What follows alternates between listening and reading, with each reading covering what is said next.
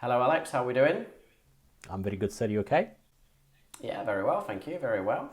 So for this week, what we have is we are reviewing Barbie. A little bit late to the game on this one, which we'll get into in a second why that might be. But it stars Margot Robbie playing the toy doll Yeah. Barbie, and it's got a quite interesting take on the toy. So we'll just roll a little clippy and give you an idea of what the film's about. Okie dokie.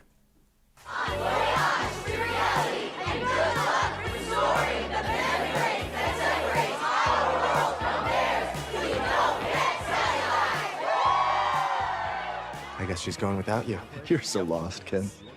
She literally asked me, and I was like, I prefer to stay here. Why? Are you scared? No.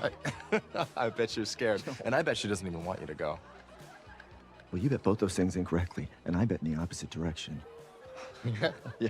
Which way is that? You don't even know. I just don't want to leave. I'm trying to find reasons not to leave. Please stay. I'm gonna miss you guys so much. I just wish someone could come with me, but you can't. I should do this alone. What bird am I thinking of? Parrot. Dolphin. I mean, no, a bird. Pelican. Man. We'll miss you, Barbie. I'll be back in no time with perfect feet, and we'll forget that this ever happened. And you'll get to see all the good work we've done to fix the world. You'll be such a hero to them. All those grateful, powerful women who owe their wonderful lives to Barbie. I'll bet every woman will say thank you and give you a really big hug. Yes, you're right. Here I go. Bye. Yay. Bye, Barbie. Bye, Barbie. Bye, Barbie. Good luck in reality. One for cellulite. There we go. There we are. So Indeed. yeah, this film was quite discussed quite a bit because it came out at the same time as Oppenheimer, didn't it? And there's a few jokes which side you'd fall on. Are you going to go to watch Barbie? Are you going to go to watch Oppenheimer? And it was considered that the more intellectual crowd would go and watch Oppenheimer and what have you.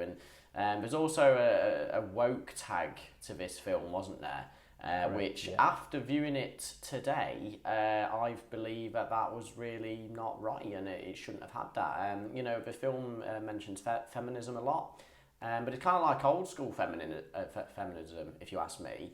And when it used to mean feminism and just women's rights. And anyway, without getting bogged down too much in the politics of it, it's quite a simple film of Margot Robbie is Barbie.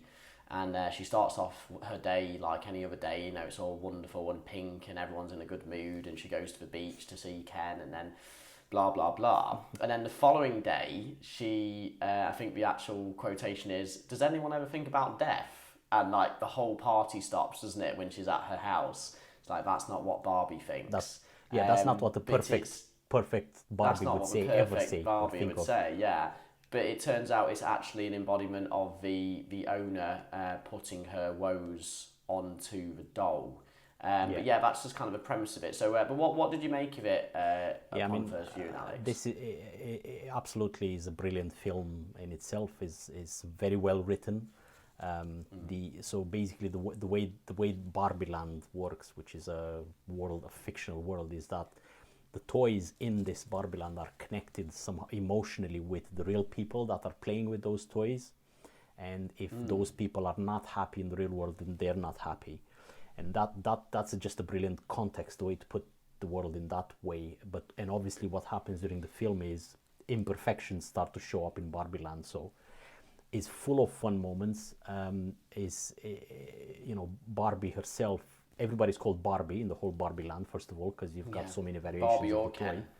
Yeah, but Margot Robbie's Barbie is the stereotypical Barbie, which is like the original one, perfection embodied, and that's it. And she's very happy, and all of a sudden she gets these thoughts, but also she has flat feet, which everybody's horrified by. For example, Yes. Remember she's got, oh my God. So she decides to investigate why the child that is playing with her is sad. So she decides to go into the real world and find out why. But the way the setup of the film why it works very well is because of that connection, and that keeps Barbie Land and everybody inside in a bubble They think the outside world, the real world, they know of the existence of the real world, and they just say the real world is perfect because we are perfect, so everything is fine. So it's almost like they're completely innocent until the real world, they find out how the real world actually is, which is such a brilliant way of putting it. And that also opens the doors to a lot of critique and sarcasm, and that's what it obviously flies with, don't you think?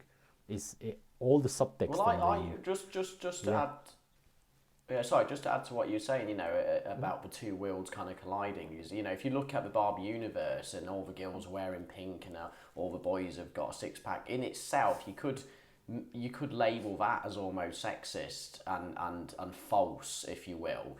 But because the dolls, Ken or Barbie, are very childlike, you know, they just see it as simply their world. And then, ironically, when they do go into the quote-unquote real world, and they do actually experience sexism on the streets of, I think it was California, wasn't it? You know, and you know, if you wear something slightly revealing, you just get gawped at and stuff, which I don't think is too far from the truth. You know, I don't think that's made up, and I don't think that's the director trying to emulate a world that we don't live in. I think that genuinely does happen in the world, especially if you're a woman. So it's funny because our world is in its own right as corrupt as the Barbie world. At least in the Barbie world, though, there's a bit of innocence to it. You know, but I think we both thought it was funny, didn't we, when Ken went into the real world and just had a kind of euphoric experience, didn't he? Yeah, because he discovers patriarchy when he goes in the real world. He's like, oh, is that what men are supposed to do? Which is so funny and not funny at the same time, which is brilliant, because he takes that concept of, we are men, we need to rule the world, women need to say what we say to tell them to do. He takes that back to Barbie Land, and that just flies. Yeah, that just flies as becomes very popular among the other men, which is just so funny, but at the same time, very well thought of, highlighting that, because this toy is completely innocent.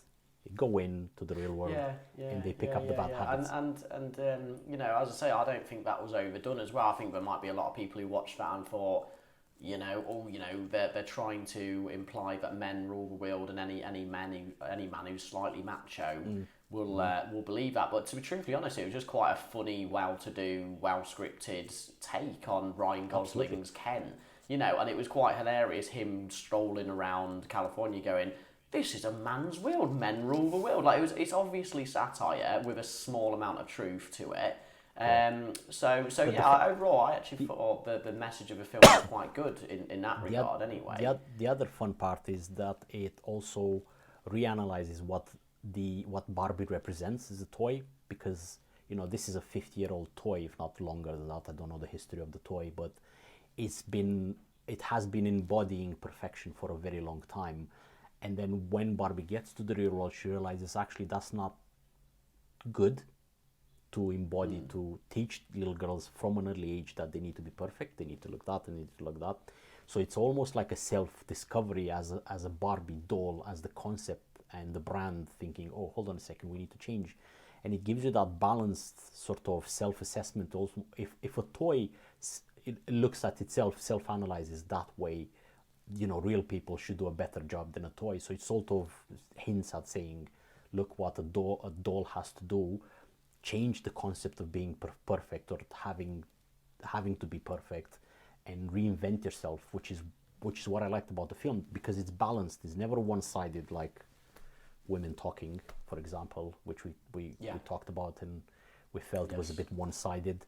This is perfectly balanced and also has tons of fun in it to just make it enjoyable to watch, don't you think?